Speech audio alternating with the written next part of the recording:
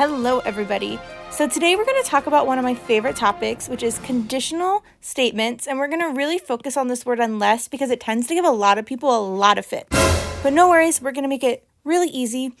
Just a quick reminder on conditional statements. So conditional statements is whenever we have a sufficient condition and we have a necessary condition. How I like to remember this is sufficient ends in a T, and our sufficient condition triggers us to know that we have our necessary condition. So what that means is something is sufficient. That means that it's enough. So our sufficient condition means that, okay, if we have this, we know that we have this other thing too because we have to. And I know that the correct term of know is here that I'm talking about would be KNO, but I like to think about it sufficient, no necessary, because necessary starts in N. So if I have my sufficient, I have my arrow, I know necessary. And I've also used the color teal because I'm a visual learner. And so sufficient, teal starts with T. And so that triggers, so if you think about the T on the end of sufficient, that triggers our necessary condition. And for our necessary condition, I've used navy blue. Because if you're a visual learner, sometimes I'll be like, okay, wait, navy blue, that's on the right side, necessary, cool. So let's go ahead and dive into this a little bit. So what unless means is unless has an N in it. And so I use this as a little hint to know that, oh, it's introducing my necessary condition. So I know that whatever is right directly after the unless word is going to be my necessary condition. But what makes unless a little bit tricky is we have to remember to negate our sufficient condition. And let's go ahead and look at what this looks like. I know that sounded tricky when I say that, but it's actually a lot easier than I made that sound. So let's look at our first example here where it says, I will not marry you unless you look like Harry Potter. So if we go off of what I said and we use our hints, we're like, okay, I have my word unless. I know this is a conditional statement. It has an N in it. So what does that mean if it has an N in it? Well, that means that it's introducing our necessary condition. So my necessary condition, or what we know, is that you look like Harry Potter. So what side is that going to go on? It's going to go on the right side. So we're going to put that over here. So look like Harry Potter. And then let's go ahead and identify our sufficient condition. So in this one, our sufficient condition is going to be I will not marry you. But remember, we have to negate this here. So what would be not marry you? Not marry you. So if I not marry you, what does that mean? That means I marry you. You don't have to make it as challenging as I just did when I said that. So what's the opposite of not getting married? Obviously, it is getting married. So if we get married, that is sufficient, or that is enough to know that you must look like Harry Potter. And then whenever we do our contrapositives here, we have to flip and negate. So we're going to go ahead and take that. If you look like Harry Potter, so the opposite of that for our contrapositive is going to be that you don't look like Harry Potter. And what happens if you don't look like Harry Potter? It's the worst day of your life. No, just kidding. If you don't look like Harry Potter, that means that we're not going to get married. So no ring. That's my ring. Kind of a bad ring. And so that's how we would do that here. Go ahead and take a minute to do these next two.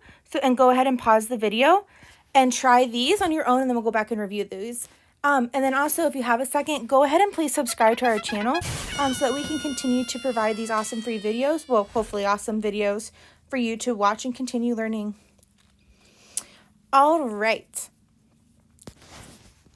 Dun, dun, dun. Hopefully you paused and were able to try these, and let's go ahead and review them. So unless. So what does unless do?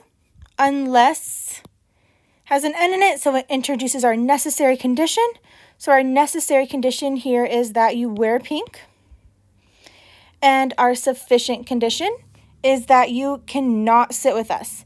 But with unless, we have to negate the sufficient. So what's the opposite of cannot sit with us? That means sit with us. So we'll go ahead and put sit.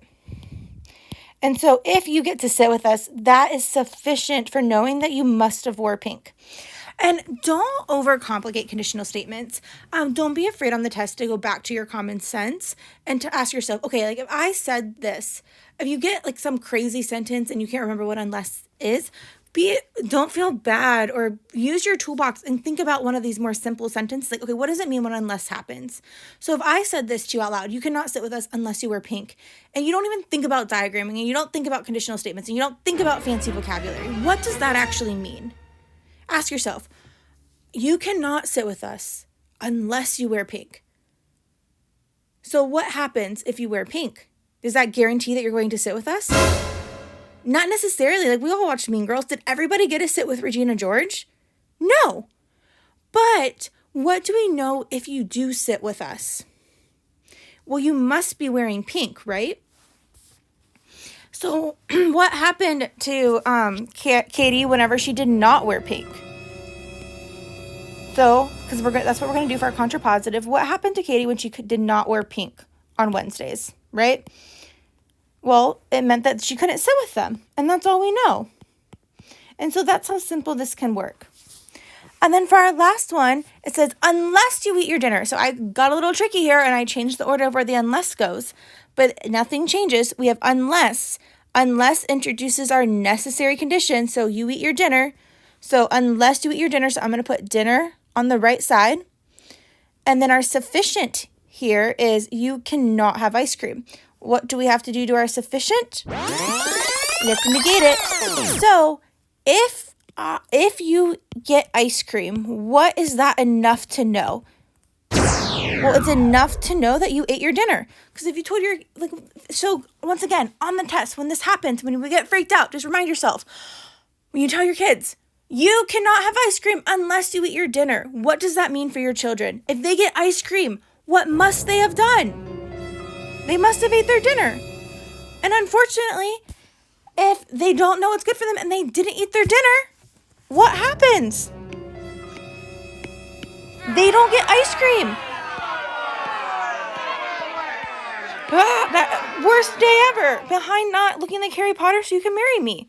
And so, once again, I know this is scary. This is overwhelming for a lot of people, but don't be afraid to go back to your common sense when you think about conditional statements and what these words mean whenever we use them in everyday life. I hope you found this video helpful. If you have any questions, please drop them in the comments. Go ahead and give this video a like to help us out. If you have any other questions or videos that you'd like us to make, go ahead and drop those in the comments and we'll try to get to them so that we can continue to help you all on your LSAT journey. Have a great day.